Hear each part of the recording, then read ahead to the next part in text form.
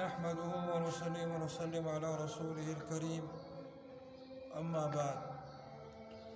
ناپ تول میں کمی پر وعید۔ مال کا عیب چھپانے اور خریدار کو فریب دینے سے پرہیز کرے۔ مال کی خرابی اور عیب خریدار پر واضح کر دیجیے۔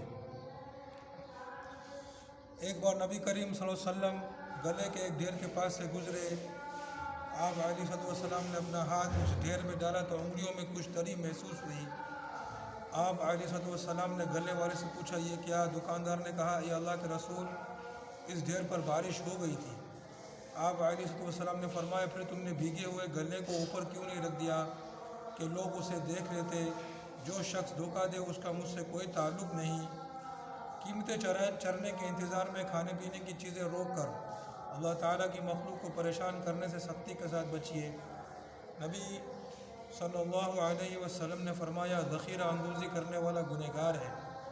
ایک اور موقع پر آپ صلی اللہ علیہ وسلم نے فرمایا، ذخیرہ اندوزی کرنے والا کیسا برا آدمی ہے۔ جب اللہ تعالیٰ چیزوں کو سستا فرما دیتا ہے تو وہ غم میں گھلتا ہے، اور جب قیمتیں چڑھ جاتی ہیں تو اس کا دل باغ باغ ہو جاتا ہے۔ خریدار کو اس کا حق پورا دیں۔ ناپ تول میں دیانتداری کا اہتمام کریں۔ لینے اور دینے کا پیمانہ ایک رکھیے۔ نبی صلی اللہ علیہ وسلم نے ناپ تول والے تاجروں کو خطاب کرتے ہوئے آگاہ کیا، تم لوگ دو ایسے کاموں کے ذمہ دار بنا دیے گئے جن کی وجہ سے تم سے پہلی گزری ہوئی قومیں ہلاک ہوئیں۔ ابن عباس رضی اللہ تعالیٰ عنہ بیان فرماتے ہیں کہ جب نبی کریم صلی اللہ تعالیٰ علیہ وسلم مدینہ تشریف لائے تو وہاں کے لوگ ناپ تول میں سب سے بدتر تھے۔ اللہ تعالیٰ نے اس وقت سورۃ التطفیف نازل فرمائی۔ اس کے بعد سے انہوں نے اپنی ناپ تول بہت اچھی کر لی۔ سورۃ التطفیف میں اللہ کا ارشاد ہے، تباہی ہے، ترجمہ تباہی ہے کم کرنے والوں کے لیے، ان کے لیے جب وہ ناپ تول کر لیتے ہیں تو پورا بھر لیتے ہیں، اور جب ناپ تول کر دیتے ہیں تو گھٹا دیتے ہیں۔ کیا یہ لوگ اس بات کا خیال نہیں کرتے کہ ان کو دوبارہ زندہ ہونا ہے اس بڑے دن کے لیے جس دن کھڑے رہیں گے لوگ تمام جہانوں کے مالک کے سامنے؟ خبردار، ایسے بے فکر ہرگز نہ رہیں۔ بلا شبہ گنہگاروں کا اعمال نامہ سجین میں ہے، اور تجھے کیا خبر سجین کیا چیز ہے؟ ایک رجسٹر ہے لکھا ہوا۔ ابن عباس رضی اللہ تعالیٰ عنہما سے روایت ہے کہ رسول اللہ صلی اللہ علیہ وسلم نے ناپ تول کرنے والے کاروباری لوگوں کو مخاطب کر کے ارشاد فرمایا، ترجمہ تمہیں ایک ایسا کام ملا ہے جس میں بے احتیاطی کر کے تم سے پہلے گزشتہ امتیں تباہ ہو چکی ہیں۔ فائدہ، گزشتہ امتوں میں خاص طور پر حضرت شعیب علیہ السلام کی قوم مدین کی طرف اشارہ ہے، جو ناپ تول کی بے ایمانی میں بری طرح مبتلا تھی، جس کو حضرت شعیب علیہ السلام نے بہت سمجھایا، مگر جب وہ کسی طرح نہ مانے تو ان کو اللہ تعالیٰ نے آسمانی کڑک اور زمین کے زلزلوں سے تباہ کر دیا۔ حضرت ابن مسعود رضی اللہ تعالیٰ عنہ فرماتے ہیں کہ اللہ کے راستے کی شہادت تمام گناہوں کا کفارہ ہو جاتی ہے سوائے امانت کے۔ پھر اس کی تفصیل فرماتے ہوئے ارشاد فرمایا کہ قیامت کے دن ایک بندے کو دربار الہی میں لایا جائے گا، اگرچہ وہ اللہ کی راہ میں شہید ہوا ہو۔ اس کو کہا جائے گا، امانت ادا کرو۔ وہ عرض کرے گا کہ اے میرے رب، دنیا تو ختم ہو چکی، اب کیسے امانت ادا کروں؟ کہا جائے گا، اس کو جہنم کے ایک طبقے حاویہ کی طرف لے جاؤ۔ چنانچہ اس کو حاویہ لایا جائے گا اور اس کے سامنے امانت کو اسی شکل میں پیش کیا جائے گا جس شکل میں جس دن اس کو دی گئی تھی۔ وہ اس کو دیکھ کر پہچان لے گا، وہ اس کے پیچھے لینے کے لیے نیچے گرے گا، اس کو اپنے کندھوں پر اٹھا کر لا رہا ہوگا، اور جب اس کا گمان ہوگا کہ وہ اس گھڑے سے نکلنے والا ہے، پھر وہ امانت پھسل کر نیچے گر جائے گی، پھر وہ اس کے پیچھے نیچے کو ہمیشہ ہمیشہ کے لیے گرتا رہے گا۔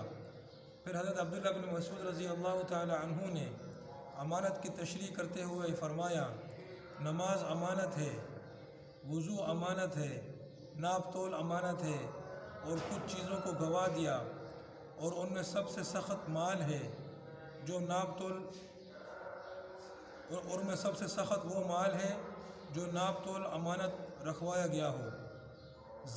زانی کہتے ہیں کہ میں حضرت برا بن عازب رضی اللہ تعالیٰ عنہ کے پاس آیا تو میں نے عرض کیا دیکھو ابن مسعود کیا کہتے ہیں، یہ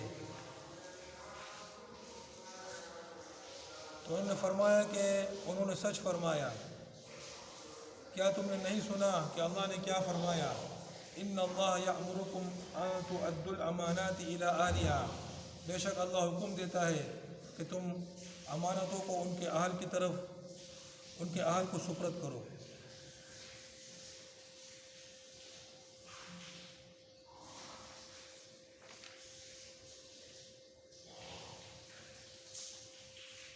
یہ بیہقی نے اس روایت کو نقل کیا ہے۔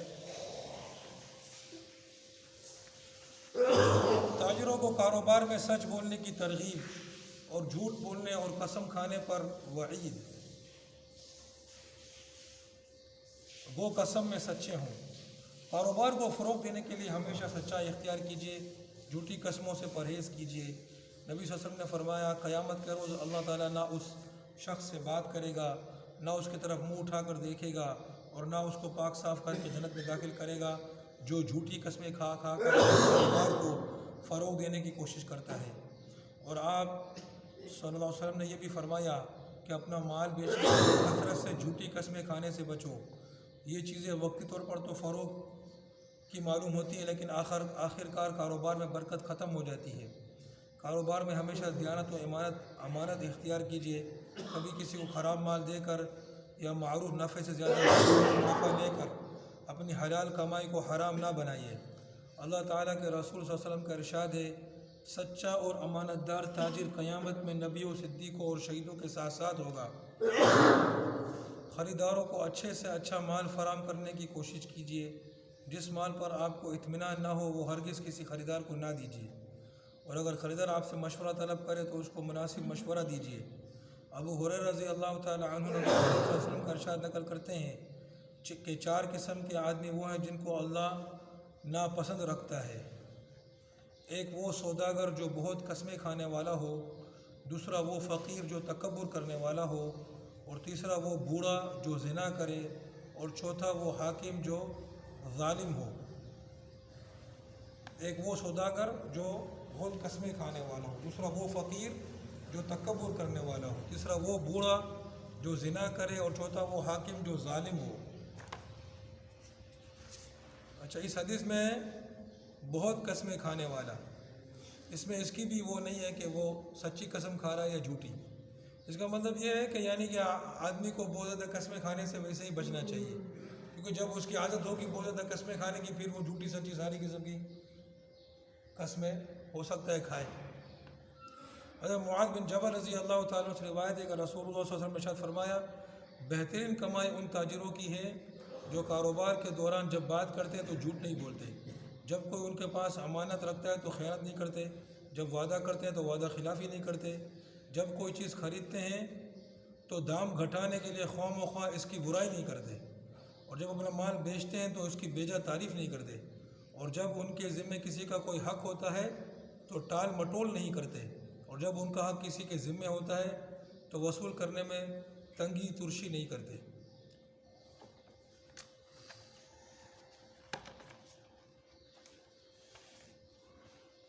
ابھی تک کاروبار کا باب چل رہا ہے، تجارت کا، کمانے کا، پتہ یعنی کہ دین جو ہے اس میں معاملات کا جو شعبہ ہے کتنا بڑا ہے، سمجھا نا؟ لوگ جو ہیں جو اپنے آپ کو دیندار سمجھتے ہیں وہ بھی سمجھتے ہیں بس ہم نے نماز پڑھ لی ہمارا کام پورا ہو گیا، سمجھا نا؟ حالانکہ کتنی حدیثیں ہیں جن کا تعلق معاملات سے ہے۔ بھیگے ہوئے گلے کو بارش سے بھیگا ہوا تھا، اس کو اوپر نہیں رکھا، کہا کہ جو ہے یہ دھوکہ ہے، سمجھے نا؟ اور آگے کہ ناپ تول کی وجہ سے گزشتہ امتوں کو تباہ کیا گیا، اور شعیب علیہ السلام کی امت کا قصہ تو مشہور ہے، قرآن شریف میں موجود ہے۔ کہ وہ ناپ تول میں کمی کر دیتے، اور اللہ وہ جب نہیں مانے تو اللہ پاک نے ان کو ختم کر دیا۔ اور پھر یہ حدیث اس ابن مسعود رضی اللہ تعالیٰ عنہ کی حدیث کی سند تو اس کتاب میں لکھتے نہیں ہیں، بہت سی جگہ پر سند کی تحقیق نہیں ہے کہ صحیح ہے کہ نہیں، تو اس میں یہ ہے کہ چاہے وہ بندہ اللہ کی راہ میں شہید ہوا ہو، لیکن اگر اس نے امانتیں پوری نہیں کی ہیں تو اس کو حکم ہوگا کہ اپنی امانتیں پوری کرو۔ نماز امانت ہے، وضو امانت ہے، ناپ تول بھی امانت ہے، اور پھر اس کو یعنی کہ جب تک وہ اپنی سزا نہیں بھگت لے گا جہنم سے نہیں نکلے گا۔ اور کاروبار کو فروغ دینے کے لیے جو جھوٹی قسمیں کھاتا ہے، اللہ پاک نہ اس سے رحمت سے بات کرے گا اور نہ اس کی طرف، اچھا اس حدیث یہ جو اس طرح ترجمہ کیا ہے، نہ اس کی طرف منہ اٹھا کر دیکھے گا، تو اللہ پاک تو منہ سے اور ایسی چیزوں سے پاک ہے، مطلب یہ ہے کہ نہ اللہ پاک اس سے رحمت کے ساتھ بات کرے گا اور نہ رحمت کی یعنی کہ نظر رحمت اس کی طرف ہوگی، اور نہ اس کو پاک صاف کر کے جنت میں داخل کرے گا، جو جھوٹی قسمیں کھا کھا کر اپنے کاروبار کو فروغ دینے کی کوشش کرتا ہے۔ اس میں ایک بات یاد رکھنی چاہیے کہ ایک تو جب بھی اللہ سبحانہ و تعالیٰ کے بارے میں اس قسم کی باتیں ہوں گی تو وہ اپنی حقیقت پر نہیں ہوتی ہیں، یعنی وہ چیزیں جیسے اگر کوئی منہ کا ذکر ہے یا چہرے کا ذکر ہے یا آنکھوں کا ذکر ہے، ایسی چیزیں جن سے اللہ سبحانہ و تعالیٰ جسمانی اعضاء اور جوارح یا اس قسم کی چیزیں جو ہوتی ہیں جس سے اللہ پاک ہے، تو یہ جب اس قسم کی چیزیں قرآن و حدیث میں آتی ہیں تو وہ اپنی حقیقی معنی میں نہیں ہوتی ہیں، سمجھے نا؟ یہ کلام اس طرح کیا جاتا ہے، صحیح ہے، مگر اس کو حقیقی معنی پر یعنی اعضاء اور جوارح کے معنی میں نہ لیا جائے، کیونکہ اللہ پاک ایسی چیزوں سے پاک ہے۔ تو یہ یعنی کہ اللہ جو ہے اس سے رحمت کے ساتھ بات نہیں کرے گا، اس پر نظر رحمت نہیں کرے گا، یہ جو ہے وہ مراد ہے۔ دوسری بات یہ کہ نہ اس کو پاک صاف کر کے جنت میں داخل کرے گا، یا جیسے پہلے فرمایا کہ وہ ہمیشہ ہمیشہ تک اس طرح اس کے ساتھ ہوتا رہے گا کہ امانت پھسل کر نیچے گرے گی، اور تو یہ جو اس قسم کے الفاظ ہوتے ہیں، تو اگر وہ مسلمان ہے اور اسلام کی حالت میں ایمان کی حالت میں مرا ہے تو یہ کہ مطلب ایک عرصے کے بعد اس کو اللہ پاک جہنم سے چھٹکارا دے دے گا، ٹھیک ہے نا، مگر کتنا طویل عرصہ اس کو جو ہے سزا بھگتنی پڑے، سمجھے نا؟ تو یہ یعنی کہ ظاہر جہنم کے اندر تو ایک لمحہ بھی انسان کے برداشت سے باہر ہے، صحیح نا؟ تو وہ کتنا اللہ پاک اگر اس کو ہزاروں سال لگتا ہے جہنم میں، ایک سیکنڈ کے لیے آدمی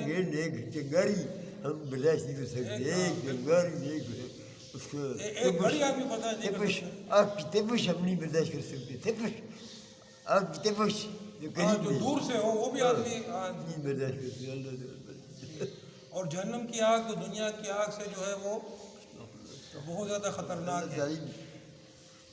اللہ رحم کر اللہ تعالیٰ اور آمین مسلمانوں پر آمین یا رب العالمین۔ سچا امانت دار تاجر قیامت میں نبیوں، صدیقوں اور شہیدوں کے ساتھ ہوگا۔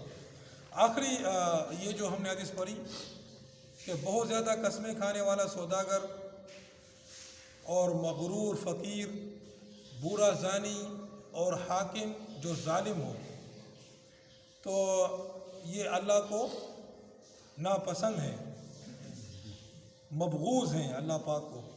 تو اس میں دیکھو ایک تو یہ ہے کہ جو سوداگر ہے بہت قسمیں کھاتا ہے، ٹھیک ہے، تو بہت قسمیں کھانے والا آدمی جو ہے وہ پھر وہ جھوٹی قسمیں بھی کھائے گا، اور اس میں اللہ سبحانہ و تعالیٰ کے پاک نام کی بے حرمتی ہے۔ اور فقیر جو کہ مغرور ہو، اب ایک آدمی فقیر بھی ہے مغرور بھی ہے، سمجھ سے ہی باہر ہے نا۔ ایک آدمی امیر ہو، اچھا غرور اور تکبر تو ویسے ہی حرام ہے، چاہے امیر ہو چاہے فقیر ہو، ویسے ہی حرام ہے، مگر فقیر ہو کے مغرور ہو تو یہ تو ڈر کے یعنی کہ اس میں تو کچھ زیادہ ہی پھر غرور ہے کہ فقیر بھی ہے اور مغرور بھی ہے، سمجھے؟ اچھا بورا زانی، بورا بھی ہے اور زانی بھی ہے یعنی کہ ایک تو زنا تو چاہے جوان کرے بوڑھا کرے بہت بڑا کبیرہ گناہ ہے، لیکن تو بوڑھا ہو کے جب تیری ویسے ہی کمزور ہو گئے. اچھا پھر حاکم بھی ہے اور ظالم بھی ہے، تو حاکم ہو کر ظالم ہے، یعنی کہ تیرے کو اللہ پاک نے تو یعنی کہ یہ ایسی چیزیں اللہ تعالیٰ کی آزمائش کرتے ہیں. اللہ تعالیٰ آزمائش کرتا ہے کہ یہ کیسے ہے، بس اللہ جی بچائے رکھے. ہم میں طاقت نہیں ہے گناہ سے بچنے کی، ولا حول ولا قوت الا باللہ. اور پھر بہترین کمائی ان تاجروں کی ہے جب بات کرتے ہیں تو جھوٹ نہیں بولتے، امانت کرتے ہیں تو خیانت نہیں کرتے، وعدہ کرتے ہیں تو وعدہ خلافی نہیں کرتے، اور خریدتے ہیں تو اس طرح بول کر کہ یہ بیکار ہے، یہ اچھا نہیں ہے، اس کی دام کو کم نہیں کرتے، خواہ مخواہ برائی نہیں کرتے، اور نہ خواہ مخواہ اپنے مال کی تعریف کرتے ہیں، اور جب ان کے ذمے حق ہوتا ہے تو ٹال مٹول نہیں کرتے، جب اپنا حق لیتے ہیں تو سختی نہیں کرتے. آج کل تو ایسا کوئی تاجر مطلب تو کبھی دیکھا ہی نہیں ہوگا. 100 میں سے ایک 100 میں سے ایک کا 100 میں سے ایک کا کروڑ میں سے ایک 100 میں سے ایک کدھر. اللہ سبحانہ و تعالیٰ یہ تو لاکھوں میں اگر ایک ہو تو کیا کہنا ہے آپ کا. بس بہت ہی اللہ صحیح سبحانہ و ہے، تعالیٰ اللہ سے ڈرتے ہیں. جو ہے بس گناہوں سے بچائے اور اپنی فرما برداری کرنے کی توفیق عطا فرمائے، نافرمانی سے بچائے. آخر دعوانا